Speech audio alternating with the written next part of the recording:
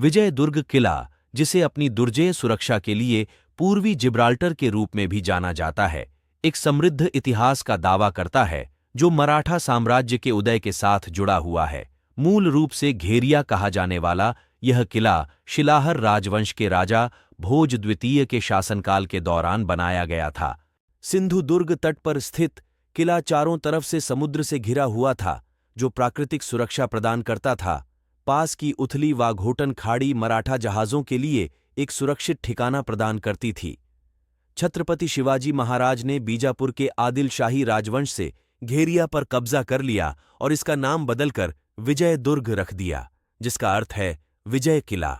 शिवाजी ने किले के रणनीतिक महत्व को पहचाना और इसे मराठा साम्राज्य के लिए एक महत्वपूर्ण नौसैनिक अड्डे में बदल दिया। उन्होंने पूर्वी तरफ 3 विशाल दीवारों का निर्माण करके किले के क्षेत्र का विस्तार किया।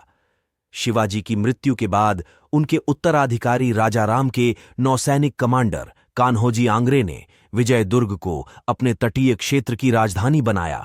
यह किला मराठा नौसैनिक शक्ति का केंद्र बना रहा।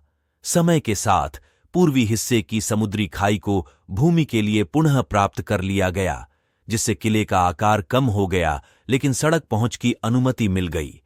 हाल की खुदाई में किले के पश्चिमी किनारे पर समुद्र के नीचे विशाल पत्थर की संरचनाओं का पता चला है।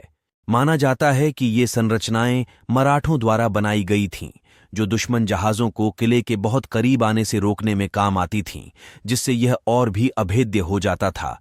किले के भीतर एक पत्थर की संरचना, जिसे खलबत खाना कहा जाता है, माना जाता है कि यह एक गुप्त बैठक कक्ष था। इसका एकांत स्थान वहां होने वाली चर्चाओं के बारे में रहस्य को और बढ़ा देता है। आज विजय दुर्ग किला मराठा वीरता और स्थापत्य कौशल के प्रमाण के रूप में खड़ा है। पर्यटक किले की प्राचीरों, बुर्जों और अन्य भंडारों और भंडार गृहों के अवशेषों को देख सकते हैं। विजय दुर्ग किला सिर्फ एक ऐतिहासिक स्थल से कहीं अधिक है।